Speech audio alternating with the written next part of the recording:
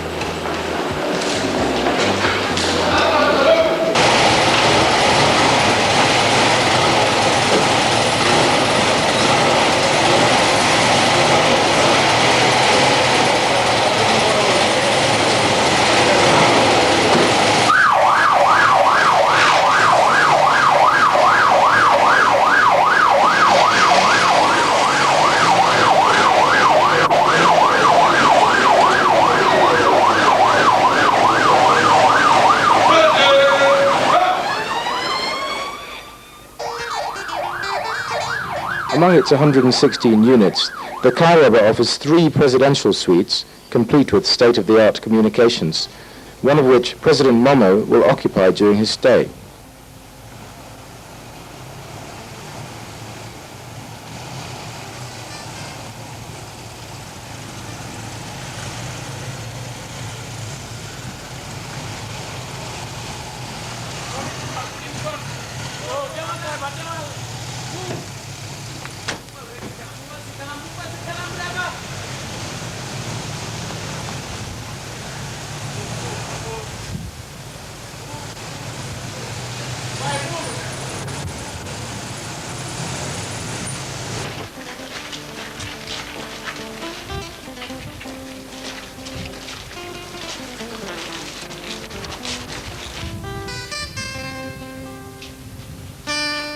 New to me. It's brand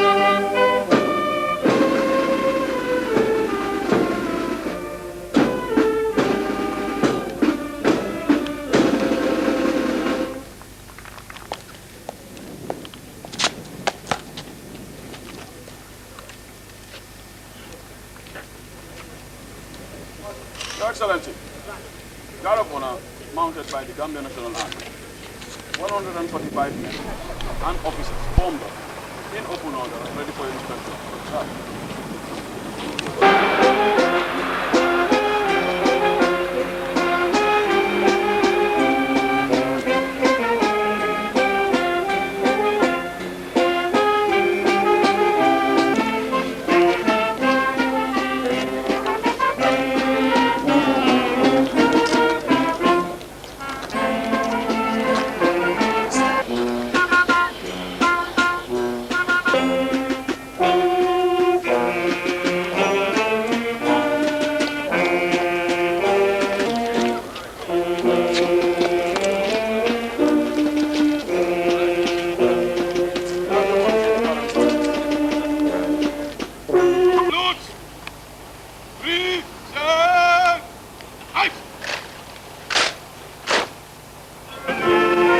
Gambian dignitaries, including ministers and members of the diplomatic corps, duly waited for the arrival of Burkina Faso leader Captain Blaise Compaoré, who, as outgoing chairman of Ecowas, was perhaps the most important guest. As a military man, he enjoyed the salute from the Gambia regiment before going on to shake hands with local personalities.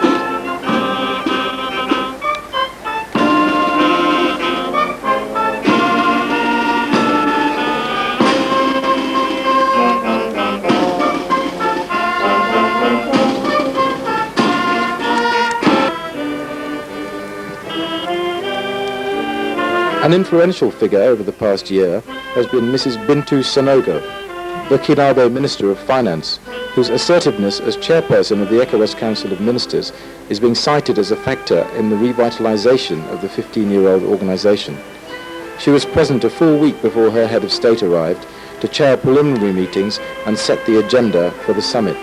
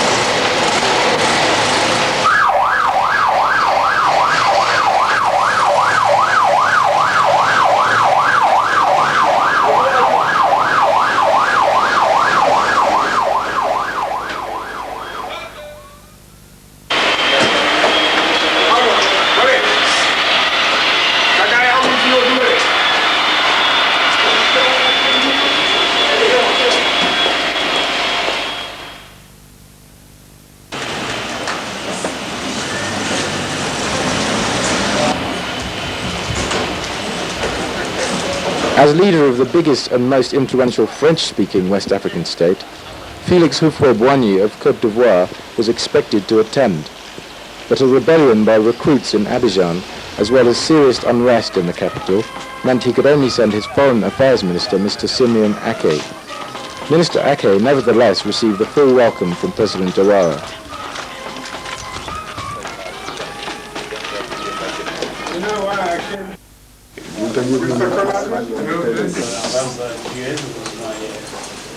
First consular for many years before it was incepted.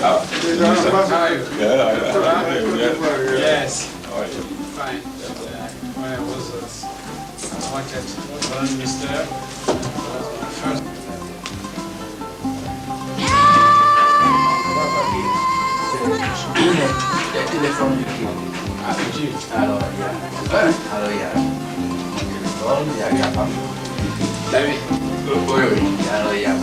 Comment s'appelle l'ami? Oui. Et puis il y a notre grand consul.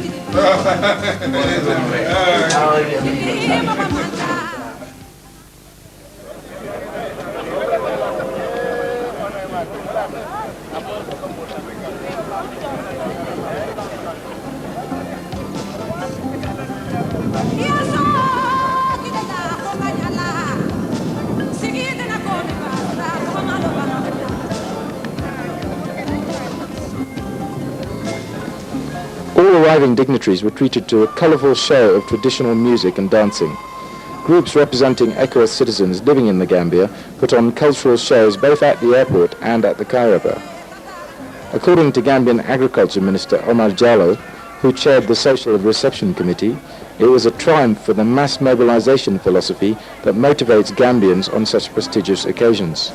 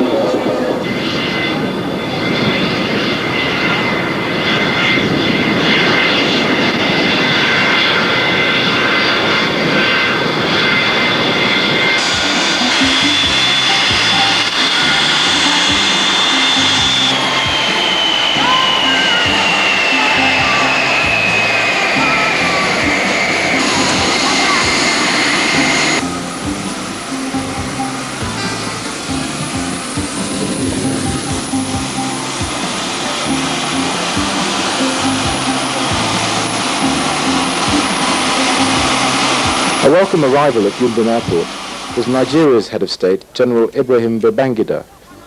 Nigeria is arguably the most important member of Ecowas, having as it does the greatest economic and resource potential in the sub-region. Some may remember that it was Nigerian General Yakubu Gowon, as head of state in 1975, who lobbied successfully for the setting up of the community. In recognition of this fact, the ECOWAS Secretariat is based in Lagos, where the instruments of the ECOWAS Treaty are lodged.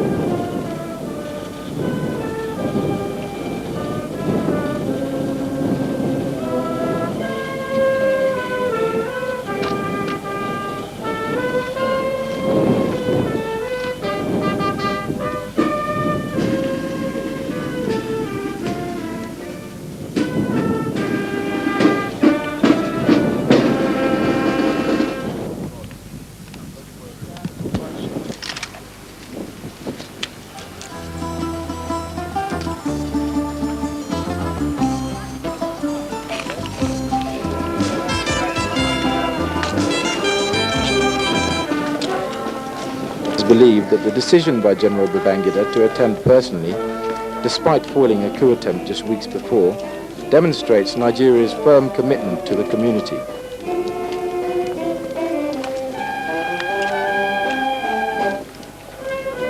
No. Get out of that line.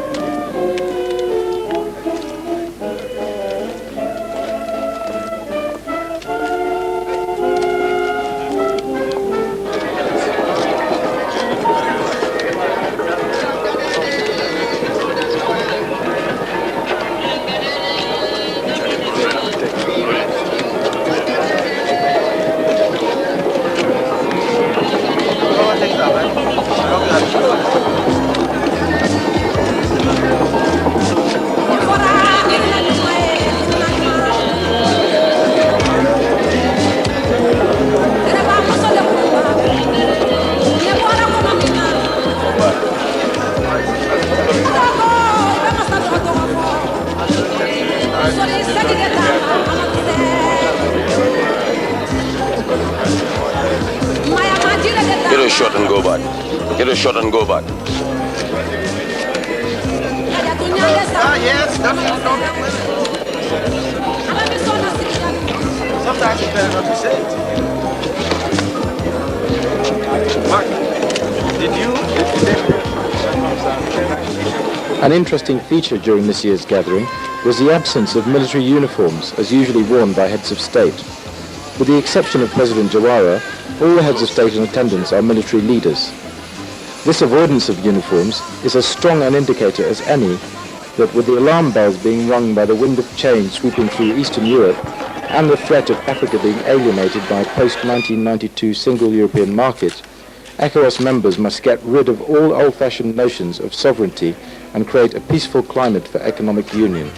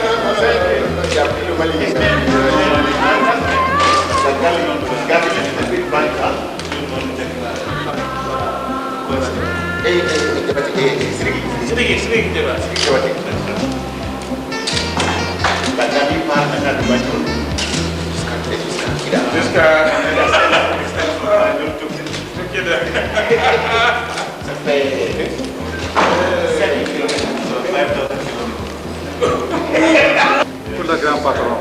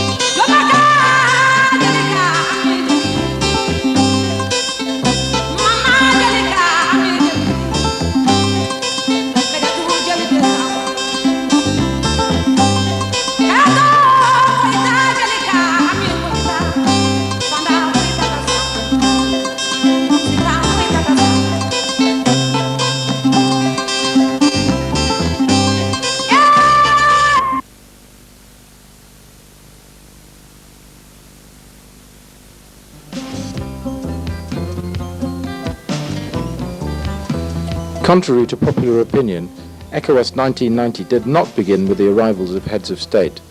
10 days before the summit, Ecowas fund officials and ministers discussed the financial and administrative position of the organization, and foreign ministers met for the first time in recognition of the fact that political will is imperative for economic integration to succeed. Work on the new Cairo Conference Center had barely finished as invited guests gathered to witness the opening ceremony of the 13th meeting of the authority. Dignified among their number was Alhaji IBM Garba Jahumpa, who as Gambian Minister of Finance was instrumental in the original coining of the acronym ECOWAS.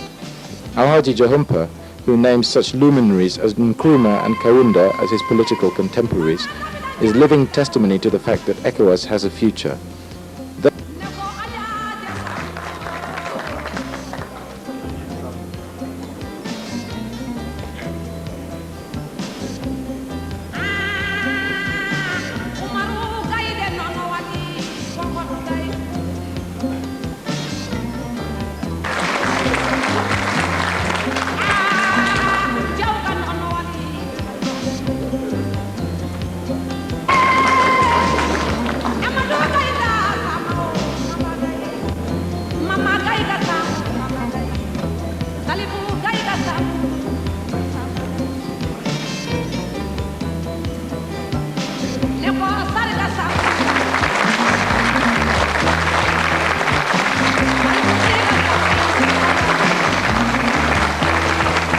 The fact that only 7 of the 16 heads of state were seated at the dais was most agreed misleading.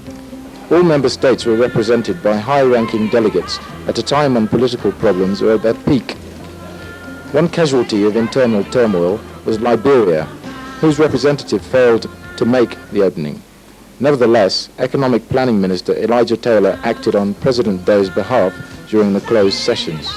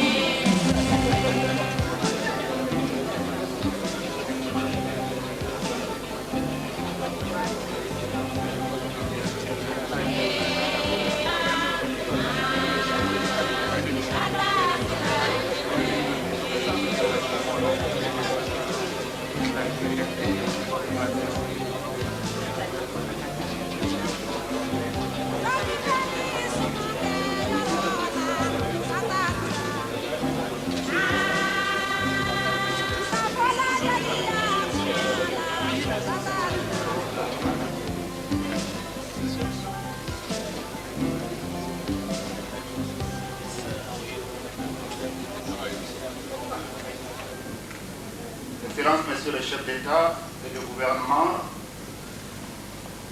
Messieurs les chefs de délégation, Messieurs les représentants des organisations internationales et interafricaines, honorables invités, nous allons donc démarrer avec quelques minutes de retard la cérémonie d'ouverture de ce 13e sommet. Une cérémonie qui sera essentiellement consacrée à des allocutions. La première allocution sera celle de bienvenue du président de la République de Gambie, Son Excellence, le président Yawara Kairaba.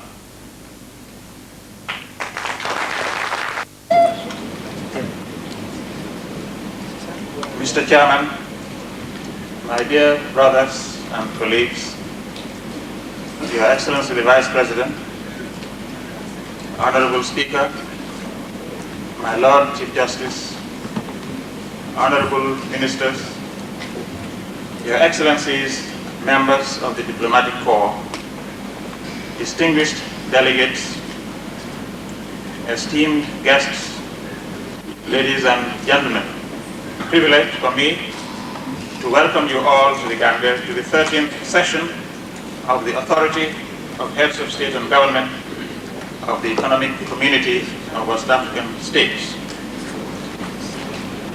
The government and people of the Republic of the Gambia as a whole are honored by your presence and very grateful for the choice of Banjul as the venue of this important summit.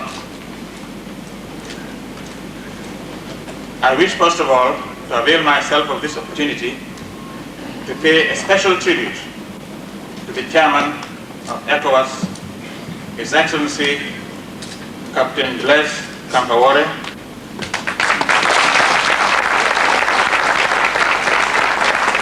President of the Popular Front, Head of State and Government of Burkina Faso, for the exemplary manner in which he has presided over the affairs of our community over the past year.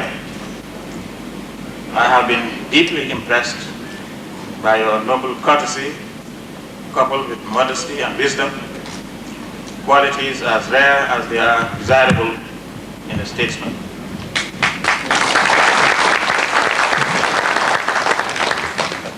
Above all, it was your devotion to community matters combined with a strong determination to get the community to move ahead which inspired us most and provided a much-needed impetus to all of us.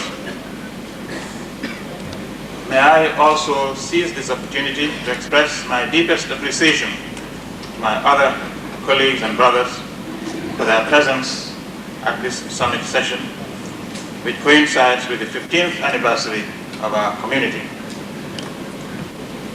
We are also most grateful to all other heads of state and government who have not found it possible to be here with us, but who have graciously sent us messages.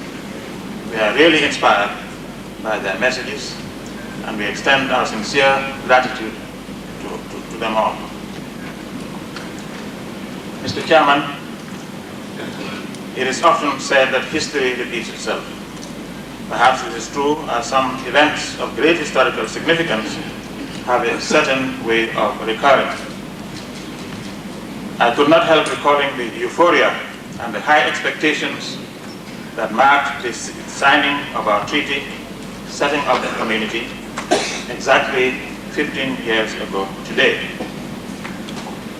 Your Excellencies will also recall that our community was born just after the beginning of the first major oil crisis.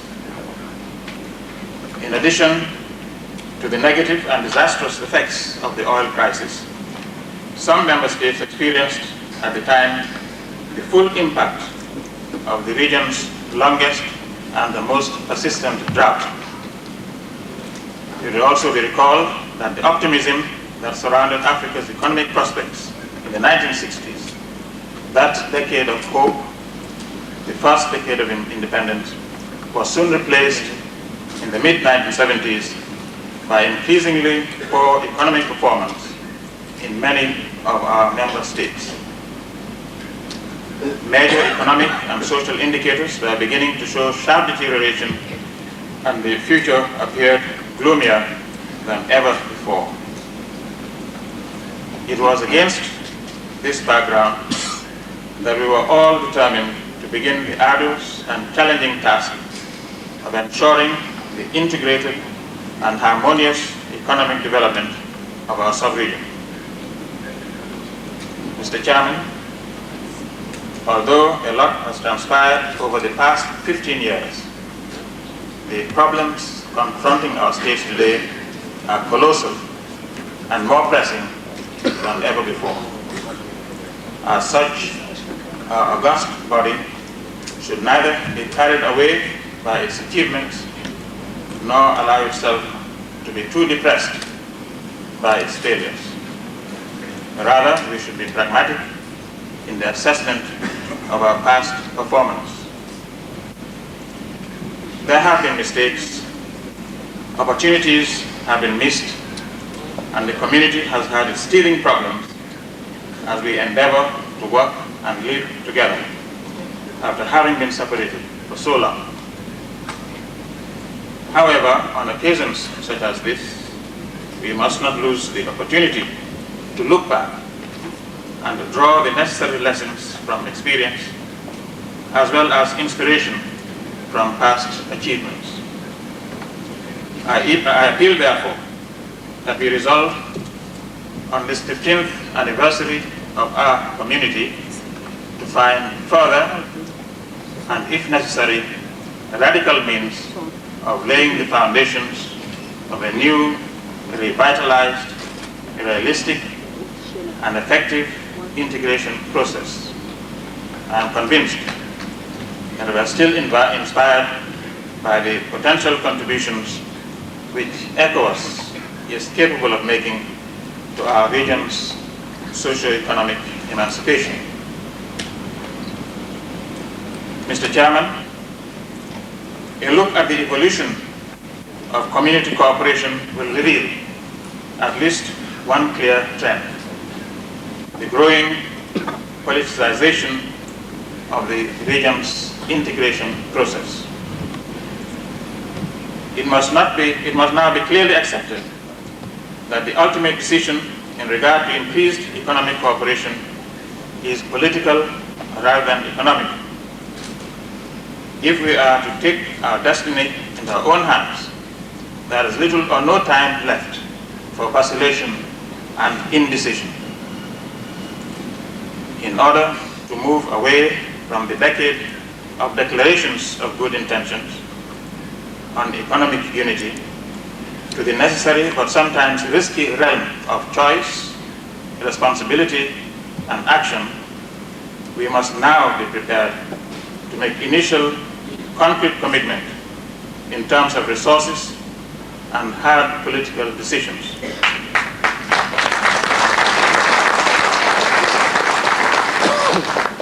It is true, Mr. Chairman, that the control of the regional cooperation process has always remained firmly in the hands of the authority.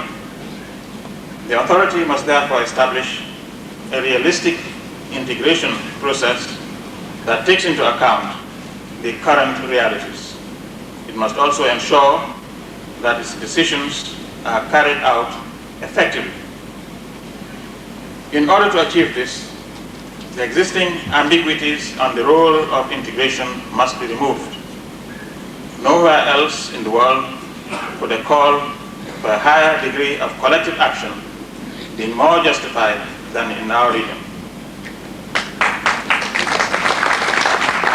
But our recent preoccupations with comprehensive forms of regional cooperation seem to run parallel to the latest trend. There are strong arguments in favor of more specific and selective approaches to integration.